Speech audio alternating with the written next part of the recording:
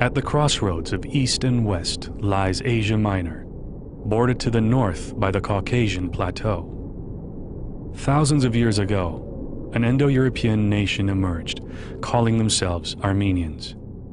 By the Golden Age of Rome, Armenia was a revered ally, or a feared enemy. Being on the paths of trade and war was a blessing and a curse. Armenia was under constant threat of attack. Yet neither Alexander the Great nor any other conqueror could subjugate this stubborn people.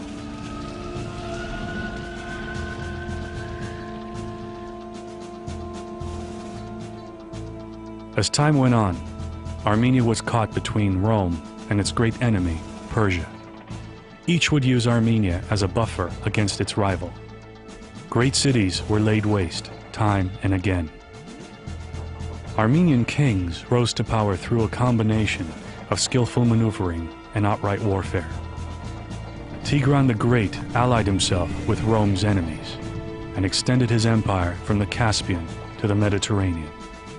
Rome sent its finest generals against him before he was defeated. This was the end of a golden age for Tigran's people. Like the Romans and the Greeks, the Armenians had their pantheon of ancient gods.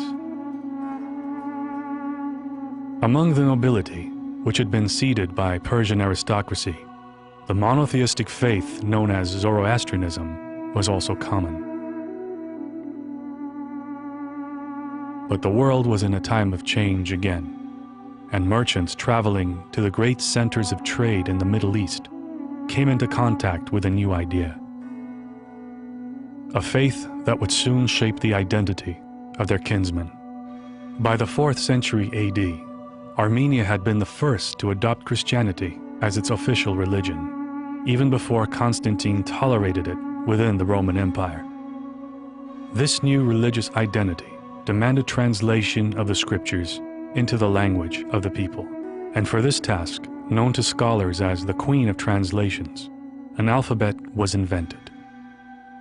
This was a new golden age. A century later, the people of Asia Minor were caught again between the Roman and Persian worlds. The Persian Shah sought to strengthen his hold over his empire by forcing all Christians to renounce their faith and adopt Zoroastrianism, the Persian religion. This enraged the Armenian nobility. Abandoned by Byzantium, a general named Vartan Mamagonian led his people in revolt. It was Armenia's first test as a Christian nation.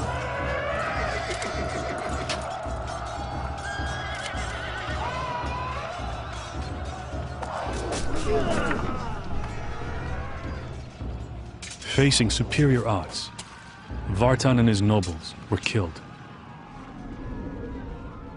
Their wives carried on the fight. Eventually tiring of war, the Persian court negotiated a truce and allowed freedom of religion.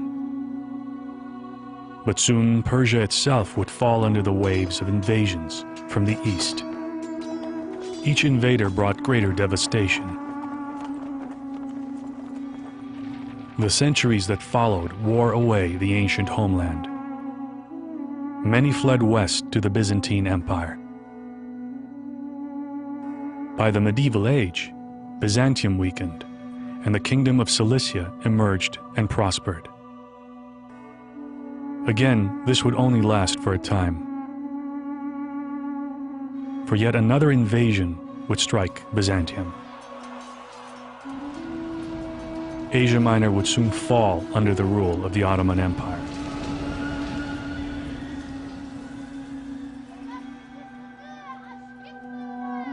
In theory, Islamic law granted Christians and Jews a certain amount of freedom.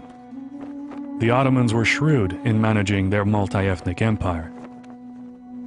But as time went on, Ottoman leaders grew corrupt, and minorities received harsh treatment. Christian Armenians and Greeks were prohibited from carrying arms or serving in the military. Non-Muslims had to pay special taxes. and their word was not admissible in court. Abdul Hamid came into power at a time when minorities were clamoring for reforms. He responded in kind and earned the title, the Red Sultan. Sultan Hamid encouraged a climate of fear. Kurdish tribesmen were given license to commit atrocities. There were massacres, and all the while, the victims were prohibited from carrying arms in self-defense. Meanwhile, across the border with Russia was an ancient enclave of Christian Armenians. It was a land of lush peaks and fertile valleys. Its name, loosely translated, means dark forest in the mountains. The ancient clan of Armenians who lived here ruled themselves. Around them lived the Tatars, or Azerbaijanis, a Turkic people. The land of Azerbaijan itself had oil. Under the Russians, many Armenians moved to the capital, Baku, and worked its oil fields. At the turn of the 20th century, Russia was playing the Azeris and Armenians living in Baku against each other. There were outbursts of ethnic violence. At about this time, a progressive reformist party, popularly known as the Young Turks, deposed Abdul Hamid. Minorities were promised better treatment. This experiment was doomed to fail.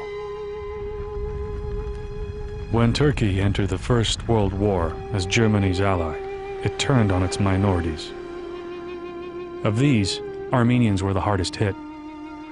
Under the pretext of national safety, an ancient people was driven from its historic homeland. Anyone of influence was rounded up and executed. Those in the army were stripped of their weapons and reassigned to labor battalions. In a systematic fashion, old men, women, and children were forced to march through deserts